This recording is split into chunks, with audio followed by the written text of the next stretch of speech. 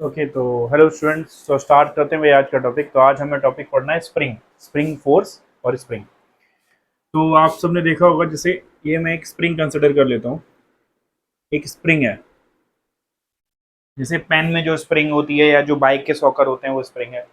तो ये स्प्रिंग जब हम इसे फ्री छोड़ देते हैं तो ये जो इसकी लेंथ होती है वो कहलाती है इसकी नेचुरल लेंथ। ठीक है, तो ये हमने स्प्रिंग को फ्री छोड़ दिया। अब मान लो अगर मैं इस स्प्रिंग को इसकी लेंथ से ज़्यादा खींच दूँ, ऐसे खींच दूँ, ऐसे, ये इसकी नेचुरल लेंथ थी, तो इससे मैंने ज्यादा खींच दिया। कैसे खींचा? एक फोर्स लगा के इसे खींच दिया।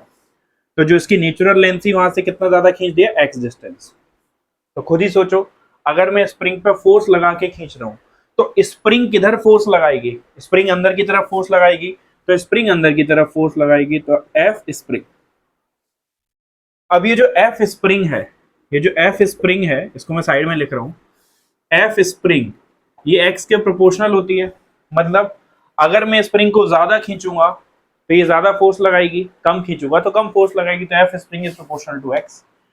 अब प्रोपोर्शनलिटी हटेगा तो कांस्टेंट आएगा, and that constant is called spring constant. तो एफ स्प्रिंग इक्वल्स दिस। अब एक चीज और ध्यान से देखो, एक्स का डिस्प्लेसमेंट इधर है तो स्प्रिंग फोर्स पीछे लग रही है। तो यहाँ पे जब मैं वेक्टर इक्वेशन लिखूंगा तो यहाँ पर माइनस लगा दूंगा, तो spring force is equal to minus k x. ये माइनस याद रखना, minus is only indicating the direction. Spring force की वैल्यू अगर देखनी है तो स्प्रिंग फोर्स की वैल्यू होगी के एक्स, लेकिन अगर वेक्टर फॉर्म में लिखना है तो आप उसे माइनस के एक्स। अब क्वेश्चन आता है कि जो स्प्रिंग फोर्स जो फोर्स लगाती है, मान लो किसी स्प्रिंग को मैं ऐसे खींच दूं, बाहर खींचूं, तो स्प्रिंग अंदर की तरफ फोर्स लगाती है। तो स्प्रिंग जब अंदर की तरफ फोर्स लगाती है तो एक साइड से लगाती है या दोनों साइड से लगाती है? तो बेसिकली दोनों साइड से लगाती है। तो जब मैंने इसे ऐसे खींचा तो स्प्रिंग ने इधर फोर्स लगाया, तो यहां पर भी फोर्स लगा रही होगी स्प्रिंग। ठीक, तो जब हम स्प्रिंग को बाहर की तरफ खींचते हैं तो स्प्रिंग अंदर की तरफ फोर्स लगाती है। यही अगर हम इसमें देखें कि अगर मैं स्प्रिंग को दबा दूं, तो ये यहां पे स्प्रिंग थी, अगर मैं इसको दबा दूं तो दबा देता हूं मैं इसको ऐसे, मैंने दबा दिया। कितना दबाया? इसको एक्स डिस्टेंस। तो अब मैंने अगर स्प्रिंग को दबाया है तो ये किधर? मैंने इधर दबाया है, तो स्प्रिंग किधर फोर्स लगाएगी? स्प्रिंग लगाएगी राइट साइड में फोर्स। कितनी फोर्स लगाएगी? वही सेम के एक्स। तो यानी कि स्प्रिंग को खींचने पर स्प्रिंग अंदर की तरफ फोर्स लगाती है, स्प्रिंग को दबाने पर स्प्रिंग बाहर की तरफ फोर्स लगाती है। ठीक है, वैल्यू कितनी होती है? के एक्स। अगर वेक्टर फॉर्म में लिखें तो माइनस के एक्स। क्लियर है भाई?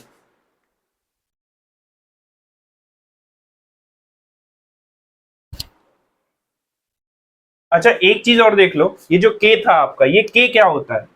ये जो के होता है, it is known as spring constant. अब स्प्रिंग कांस्टेंट का मतलब क्या है? जैसे अगर मैं सिंपल एग्जांपल लूं, आपके पेन की स्प्रिंग ले लूं, तो पेन की स्प्रिंग बहुत पतली पतली होती है, तो इस तरीके से बना दी। बाइक के सॉकर ले लूं तो बाइक के सॉकर काफी मोटी स्प्रिंग होती है, तो इस तरीके से बना दी। तो के जो होता है वो स्प्रिंग का कांस्टेंट होता है। जिस स्प्रिंग को खींचने में हमको कम ताकत लगानी पड़ती है तो उसका के क्या होता है? छोटा होता है। जिस स्प्रिंग को खींचने में हमको ज्यादा ताकत लगानी पड़ती है तो उसका के क्या होता है? ज्यादा होता है। जैसे ये मान लो पेन की स्प्रिंग है और ये जो बाइक के सॉकर है, बाइक के सॉकर है, तो पेन की स्प्रिंग आसानी से खिंच जाती है तो इसका के क्या होगा? कम। और जो बाइक के सॉकर होते हैं बहुत टाइट होते हैं तो इसका के क्या होगा? काफी ज्यादा। तो के क्या होता है? Spring spring constant. In other words I can also say stiffness constant.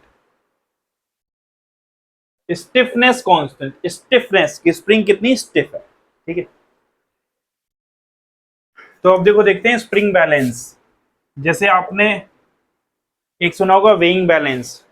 ठीक है, वेइंग बैलेंस हम पहले कर चुके हैं। तो स्प्रिंग बैलेंस क्या होता है?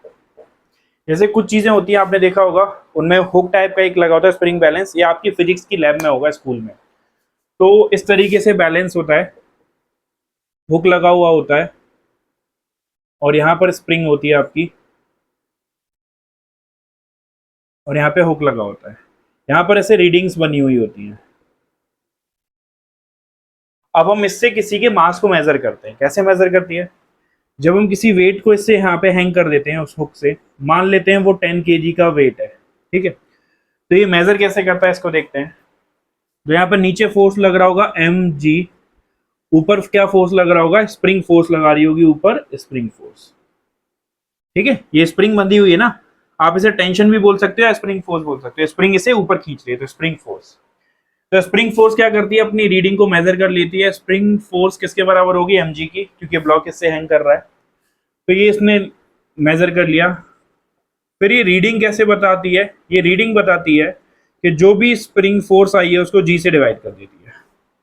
तो स्प्रिंग फोर्स कितनी आई है, एम जी अपॉन जी, जी से जी कट जाता है, मास आ जाता है एम, ठीक है, जो कि कितना आ जाएगा 10 kg आपका आंसर है। क्लियर। तो ये बता देगा कि जो ऑब्जेक्ट हमारा नीचे हैंग कर रहा है उसका मास 10 kg।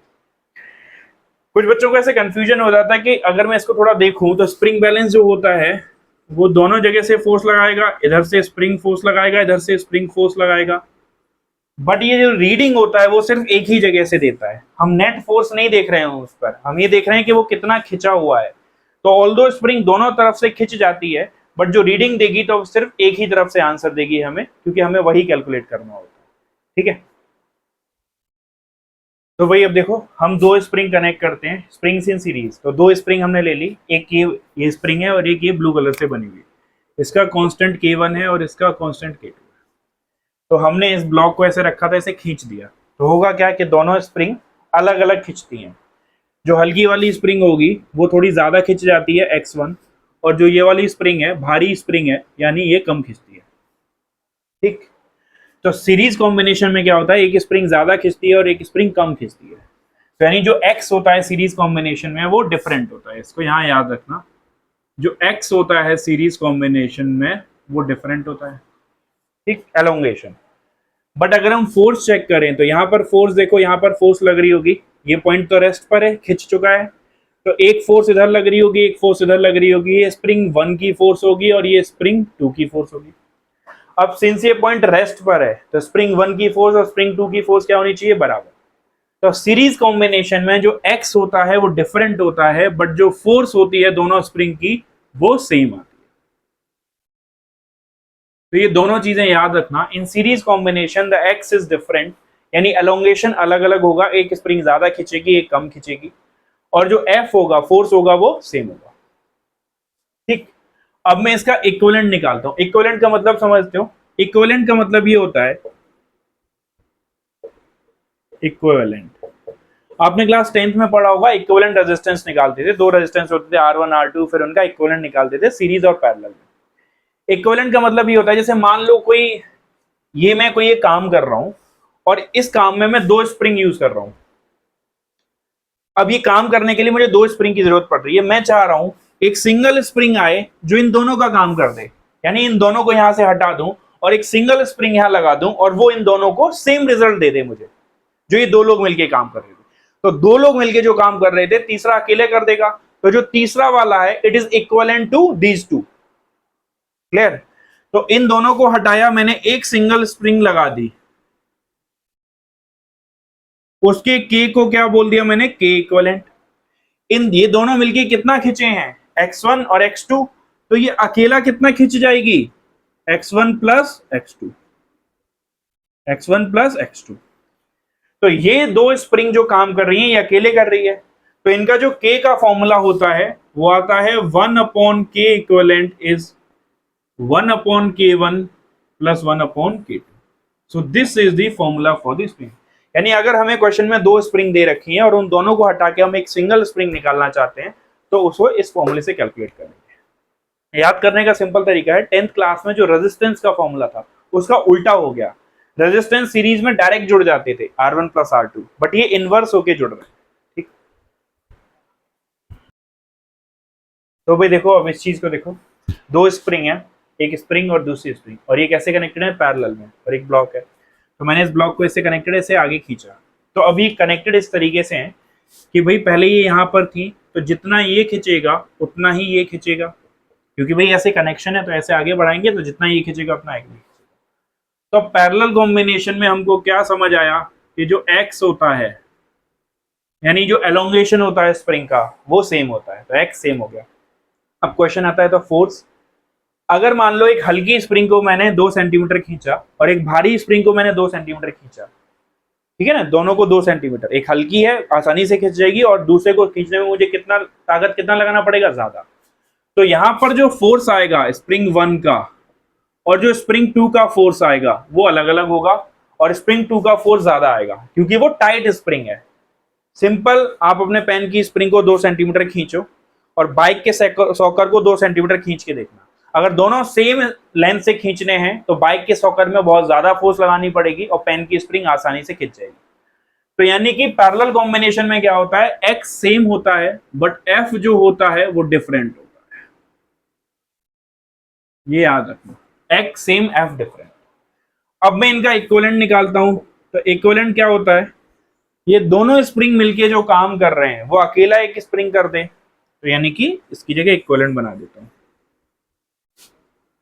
तो इन दोनों ने भाई ब्लॉक को कितना आगे बढ़ाया, एक्स ही तो आगे बढ़ाया, तो ये अकेला इसको एक्स आगे बढ़ा देगा और इसके के को क्या बोल देंगे हम, के इक्विवेलेंट। ठीक, तो ये दोनों मिलके जो काम कर रहे हैं वो अकेला कर दे रहा है, तो इसको बोलेंगे इक्विवेलेंट। ठीक, तो के इक्विवेलेंट का जो फॉर्मूला होता है वो होता है K1 प्लस K2। तो ये आपका फॉर्मूला।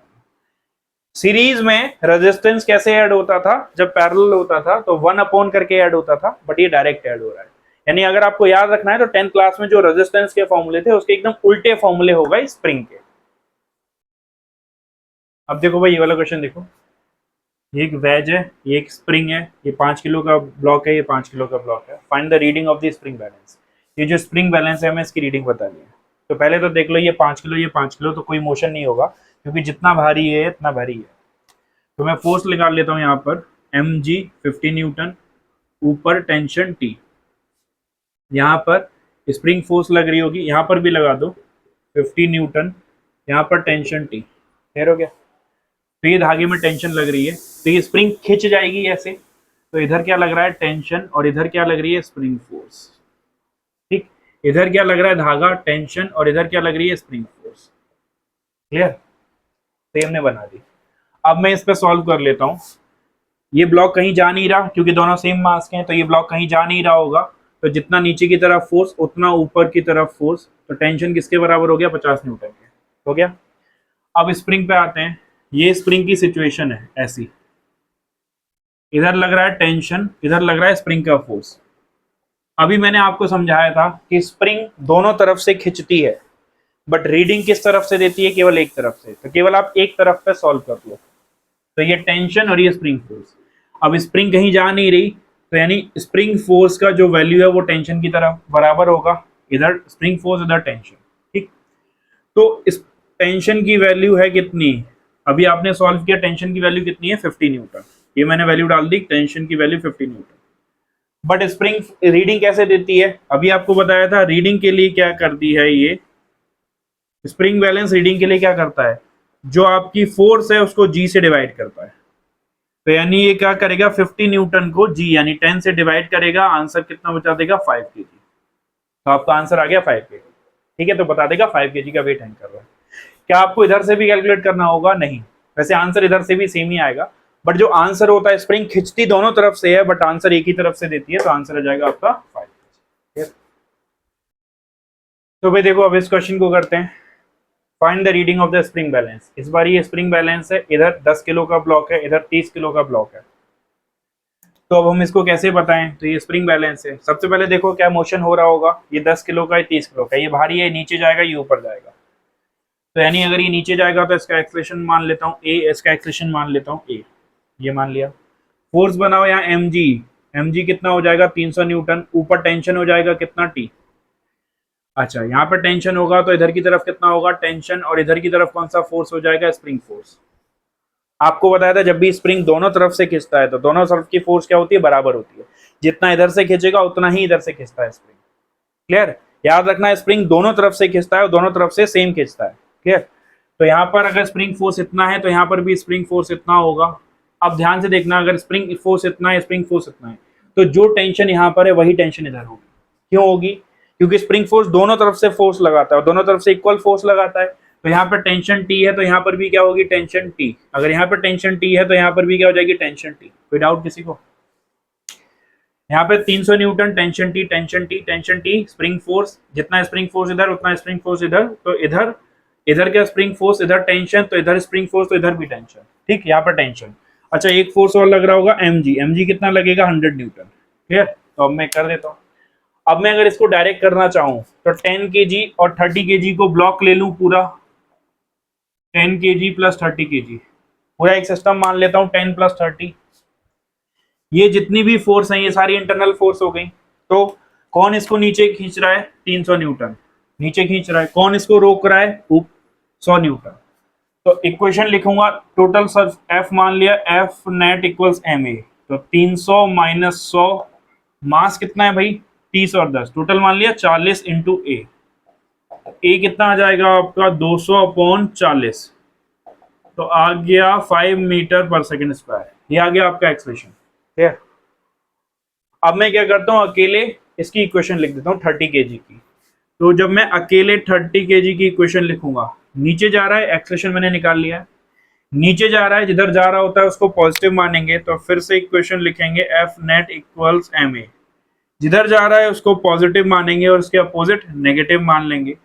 मास कितना है? 30 इंटू ए। ए हम निकाल चुके हैं, ए कितना आ चुका है हमारा? 5। तो 30 इंटू 5, तो टी कितना आ जाएगा आपका? 150 और 300, 150 न्यूटन। तो ध्यान से देखो, टी आ गया 150 न्यूटन। हमें reading of the spring balance बतानी है। अब स्प्रिंग बैलेंस के पास जाओ, ये स्प्रिंग बैलेंस पे फोर्स लग रही है, एक लेफ्ट में फोर्स लग रही है, एक राइट में फोर्स लग रही है। राइट में कितनी लग रही है? टेंशन। लेफ्ट में कितनी लग रही है? Spring force. तो जो स्प्रिंग फोर्स है वो किसके बराबर आ जाएगी? टेंशन के बराबर आ जाएगी, यानी spring force will be equal to 150 newton आ जाएगी। तो स्प्रिंग फोर्स अगर 150 न्यूटन आ जाएगी तो हमको तो रीडिंग बतानी है। तो ये रीडिंग कैसे बताता है? ये स्प्रिंग फोर्स को जी से क्या कर देता है भाई? डिवाइड कर देता है। तो रीडिंग के लिए ये क्या करेगा, यानी स्प्रिंग फोर्स यानी 150 को जी, जी मतलब 10 से डिवाइड कर देगा, तो आंसर कितना बता देगा? ये 15 kg। तो ये आंसर बता देगा हमको 15 kg। ये हमारा आंसर होगा। ठीक है,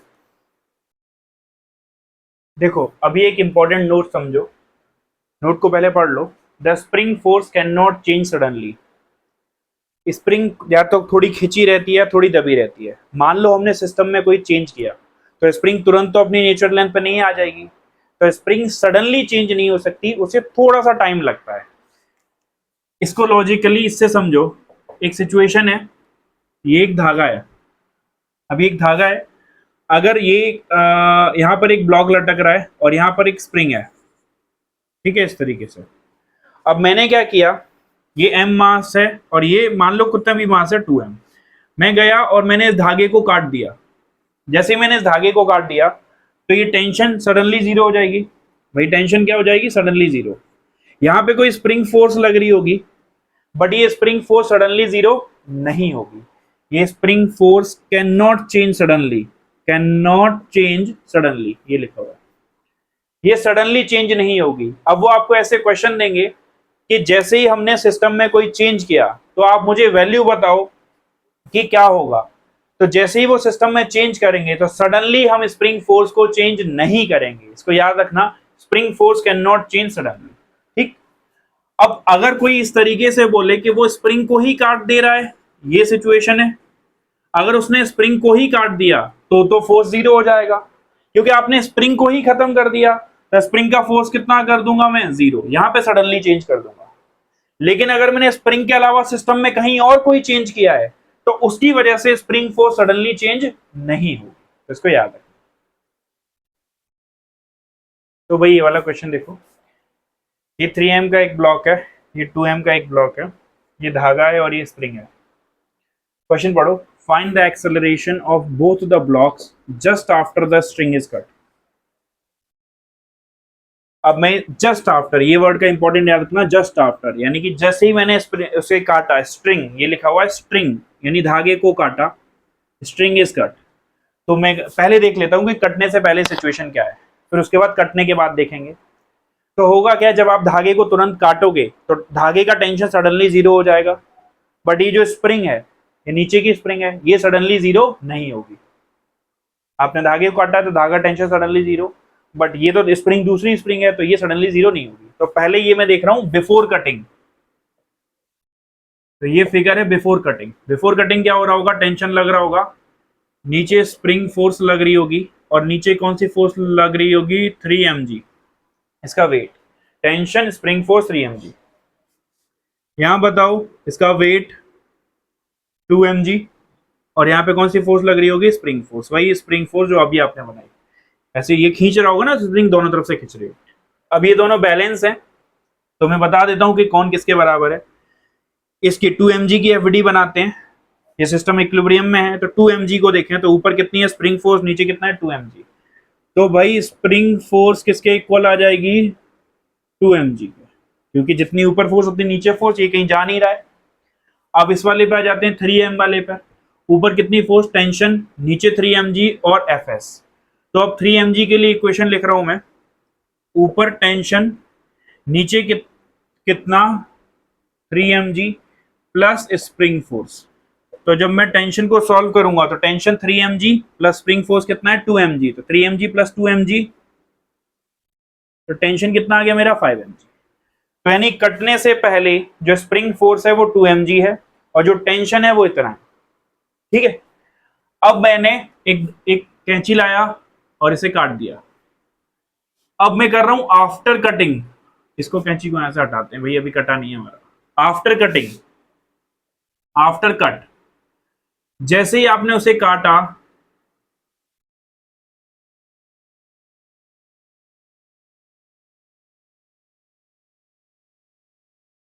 तो जैसे ही आपने उसे काटा, ये काट दिया, तो ये टेंशन कितना हो गया भाई 0, बट स्प्रिंग फोर्स अभी भी लग रहा होगा, तो यहां पे कितना लगा दूंगा मैं 2 mg, ऊपर स्प्रिंग फोर्स, यहां पर स्प्रिंग फोर्स, और यहां पर कितना 3 mg। तो टेंशन जो हो गया वो 0 हो गया, but spring force suddenly change नहीं होगा। ध्यान से देखो, उसने पूछा just after the string is cut, तो स्ट्रिंग के तुरंत कटने के बाद, धागे के तुरंत कटने के बाद स्प्रिंग फोर्स तुरंत चेंज नहीं होता। तो अब ये वही वैल्यू होगी इसकी जो अभी यहां से कैलकुलेट की है, तो स्प्रिंग फोर्स की वैल्यू कितनी लिख दूं 2 mg, ये भी कितना 2 mg। इस ब्लॉक का नाम रख देते हैं, नीचे वाले ब्लॉक का नाम A है, इसका नाम B है। तो ब्लॉक A की बात करते हैं, ब्लॉक A। तो 2 kg पे कितना फोर्स लग रहा है, 2 kg, ऊपर कितना फोर्स Fs इक्वल्स 2 mg, नीचे भी 2 mg। ध्यान से देखो, नीचे भी 2 mg, ऊपर भी 2 mg, तो इसका एक्सेलरेशन कितना हो जाएगा 0, क्योंकि भाई नेट फोर्स कितना है, जितना 2 mg ऊपर उतना 2 mg ऊपर, तो नेट फोर्स कितना, एक्सेलरेशन कितना हो गया इसका 0। अब आ जाता हूं मैं ब्लॉक बी पर, तो ब्लॉक बी, तो ब्लॉक बी पर देखना 3m, ऊपर जो टेंशन लग रहा था वो 0 हो गया, बट जो नीचे की फोर्स है वो अभी भी लग रही है 3 mg और 2 mg। तो खुद ही सोचो, ऊपर की फोर्स गायब हो गई क्योंकि धागा कट गया, ये लग रही है, तो ये ब्लॉक कहां जाएगा, नीचे ही जाएगा, क्योंकि नेट फोर्स नीचे की तरफ है, तो इसको मैं बोल देता हूं a b, acceleration of a b. अब इक्वेशन लिख देता हूं, F इक्वल्स एम ए, तो नेट फोर्स कितनी है 3 mg plus 2 mg will be 5 mg plus, sorry 5 mg equals m into a किसका, b का, m से m उड़ गया, तो एक्सेलरेशन ऑफ b कितना आ गया 5g, तो ये आ गया आपका 5g। क्लियर। तो यानी जो ब्लॉक ए है, नीचे वाला ब्लॉक है, वो वहीं पर रहेगा, उसका एक्सेलरेशन 0 है, और जो ऊपर वाला ब्लॉक है वो 5g एक्सेलरेशन से किधर जाएगा, नीचे की तरफ, तो इसका आंसर होगा 5g डाउनवर्ड्स, तो इसका आंसर हो जाएगा 5g डाउन। तो देखो भाई ये वाला क्वेश्चन देखो, ये थोड़ा अच्छा क्वेश्चन है। एक स्प्रिंग है ऊपर, ठीक है, इसको स्प्रिंग नंबर 1 बोल देता हूँ, ये स्प्रिंग नंबर 2 है, एक ऊपर स्प्रिंग है, एक नीचे स्प्रिंग है, 3 ब्लॉक है ए बी और सी, तीनों के मास m है, एक बीच में धागा कनेक्टेड है। अभी ये इनिशियल सिस्टम है। फाइंड एक्सेलरेशंस व्हेन, एक्सेलरेशन हमको बताने हैं कब, when spring between ceiling A and block A is cut, पहले हम ऊपर वाली स्प्रिंग को कट कर देंगे, तो बताना है ये लोग कहां कहां जाएंगे। फिर हमको बताना है, फिर दूसरे पार्ट में string between block a and b is cut, ये जो धागा है इसको कट करेंगे सेकंड केस में, फिर हमें बताना है कि ब्लॉक कहां कहां जाएंगे। तो पहले मैं क्या करता हूं, पहले ए पार्ट को सॉल्व करता हूं। ए पार्ट में क्या बोल रहा है, spring is cut, spring between ceiling and block A is cut, कि जब मैं स्प्रिंग को कट करूंगा ऊपर वाले को, लेकिन कट करने से पहले इनिशियल चीजें तो निकाल लो कि क्या हो रहा है। तो यहां पर स्प्रिंग फोर्स लग रहा होगा Fs1, यहां पर mg लग रहा होगा, यहाँ पर टेंशन लग रहा होगा, यहाँ पर टेंशन लग रहा होगा, यहाँ पर फिर से स्प्रिंग mg लग रहा होगा, यहाँ पर स्प्रिंग फोर्स लग रहा होगा 2, यहाँ पर स्प्रिंग फोर्स लग रहा होगा 2 दोनों तरफ से, और यहाँ पे क्या लग रहा होगा mg। क्लियर भाई? ठीक है, ये आपको एक एक करके मैं सॉल्व करता हूं। इसको देखो ध्यान से, Fs2 किसके बराबर होगा? ये ब्लॉक कहीं जा नहीं रहा, तो Fs2 किसके बराबर हो जाएगा? mg। एक इक्वेशन ये मिल गई। अब ब्लॉक बी पर आ जाओ, ऊपर कितना फोर्स है? टेंशन, नीचे mg, इधर Fs2, तो ये भी ब्लॉक कहीं नहीं जा रहा, तो टेंशन किसके बराबर होना चाहिए? mg plus Fs2। तो टेंशन किसके बराबर हो जाएगा? Fs2 कितना है? mg, तो mg plus mg plus mg, तो 2mg। तो टेंशन किसके बराबर आ गया? 2mg के। अब ऊपर वाले ब्लॉक पे आ जाओ, ऊपर कितना फोर्स लग रहा है? Fs1, नीचे कितना लग रहा है? टेंशन और mg, तो ऊपर अब ये ब्लॉक भी कहीं नहीं जा रहा, तो Fs1 किसके बराबर होगा? टेंशन प्लस mg के। अब टेंशन ऑलरेडी किसके बराबर है? 2mg, तो 2mg प्लस mg 3mg। ये क्लियर हो गया? तो ये आ गया हमारा Fs2 इतना है mg, Fs1 3mg है, और टेंशन जो है वो 2mg। क्लियर? अब इसको देखते हैं ये क्या होगा। तो जैसे आप स्प्रिंग को कट करोगे, ऊपर वाली स्प्रिंग को कट करोगे, तो ध्यान से देखो, अगर आपने इसी स्प्रिंग को कट कर दिया, इस वाले केस को कर रहे हैं, जैसे आपने इस स्प्रिंग को कट कर दिया, तो ये फोर्स तो गायब हो जाएगी भाई, ये वाली फोर्स गायब हो जाएगी। क्लियर है? तो ये अगर ये वाली फोर्स गायब हो जाएगी, तो यानी ये वाली स्प्रिंग फोर्स हटा दूंगा मैं। अब होगा क्या कि सी पर तो कोई चेंज ही नहीं हुआ, सी पर स्प्रिंग फोर्स लग रही है, तो सी पर तो कोई फोर्स चेंज ही नहीं हुई, तो सी पर का एक्सेलरेशन कितना रहेगा? 0। क्यों? क्योंकि ये फोर्स गायब हुई है, तो इसको मैंने हटा दिया। तो सी को अगर मैं देखूं, तो सी पर कितनी फोर्स लग रही है? Fs2, और नीचे कितनी लग रही है? mg। Fs2 किसके बराबर है? mg, तो नेट फोर्स कितना है? 0। तो एक्सेलरेशन ऑफ सी कितना हो गया? 0। ठीक। ए और बी बंधे हुए हैं, तो ए और बी नीचे जाएंगे। अब ए और बी बंधे हुए हैं, ऊपर की फोर्स गायब हो गई, तो ये नीचे जा सकते हैं। तो ए और बी का एक्सेलरेशन क्या होगा भाई? दोनों का सेम होगा। तो ए और बी का मैं एक्सेलरेशन निकाल लेता हूं। वैसे चाहो तो अलग अलग भी निकाल सकते हो ए और बी का एक्सेलरेशन। जैसे अगर मैं अलग अलग निकालना चाहूं ए और बी का एक्सेलरेशन, तो ए पर देखो कौन कौन सी फोर्स लग रही है ए पर, बट मैं क्या करता हूं, एक काम करता हूं, ए और बी का एक साथ ले रहा हूं। ए और बी, तो ए और बी को एक साथ ले लिया क्योंकि ये धागे से बंधे हुए हैं, तो ए और बी को मैंने एक साथ ले लिया। ए का मास m प्लस बी का मास m, तो ये दोनों फोर्स इंटरनल फोर्स हो गई। तो मुझे किसको बनाना है? केवल mg को। और यहाँ पे कौन सी फोर्स आ जाएगी? Spring force Fs2। Fs1 तो गायब हो गई क्योंकि वो कट गई है, तो Fs2 किसके बराबर है? mg के। तो अब मैं इसको सॉल्व करूंगा। Fnet इक्वल्स ma, Fnet कितना हो गया? mg प्लस mg,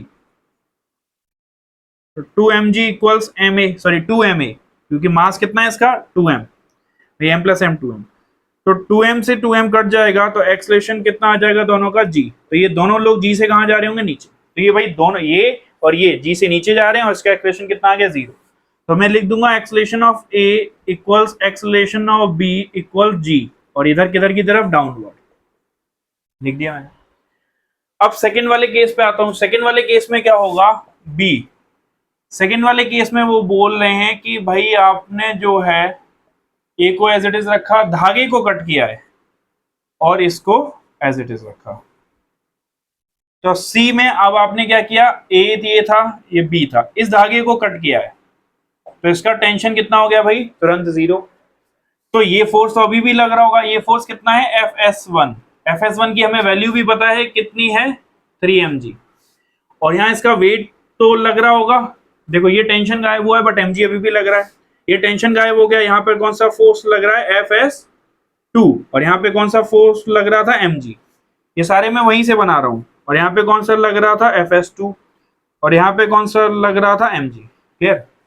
आपने इसे कट कर दिया, तो ये टेंशन 0 हो गई।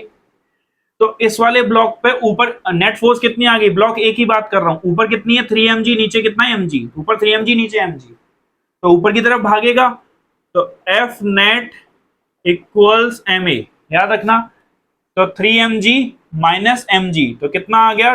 2mg, mass into acceleration of block ए। तो एक्सेलरेशन ऑफ ब्लॉक ए कितना आ गया 2g, और किधर की तरफ आ गया अपवर्ड, तो एक्सेलरेशन ऑफ ब्लॉक ए आ गया 2g, दैट इज अपवर्ड। अब ब्लॉक बी पर आ जाओ, ब्लॉक बी पर ऊपर की फोर्स गायब, नीचे की दो फोर्स बची mg और fs2। fs2 आपको पता है fs2 कितना था mg।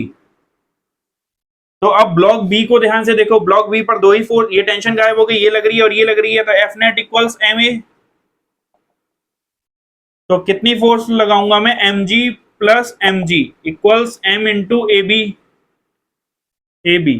तो एक्सलेशन ऑफ बी कितना आ गया 2g, ये भी 2g आ गया, बट इसका डायरेक्शन किधर की तरफ आया नीचे, तो ये 2g से नीचे जाएगी, वो 2g से ऊपर जा रहा था। अब एक्सलेशन ऑफ सी आ जाते हैं, इस पे कौन सा फोर्स लग रहा है fs2 और नीचे mg। अभी बताया था fs2 की वैल्यू कितनी है, वो तो चेंज नहीं होगी mg। तो एक्सलेशन ऑफ सी ऊपर mg नीचे mg, नेट फोर्स कितना हो गया 0, तो एक्सलेशन ऑफ सी कितना आएगा 0 ही आएगा। तो ये हमारे फाइनल आंसर। ठीक, तो भाई देखो ये वाला क्वेश्चन देखो, 4 kg का ब्लॉक है, एक स्प्रिंग है, 2 kg का ब्लॉक है और 20 न्यूटन की फोर्स लग रही है। ठीक है, 4 kg 2 kg बीच में स्प्रिंग, 20 न्यूटन से हम उसे खींच रहे हैं। Find the acceleration of 4 kg mass if the acceleration of 2 kg mass is 2 metre per second square.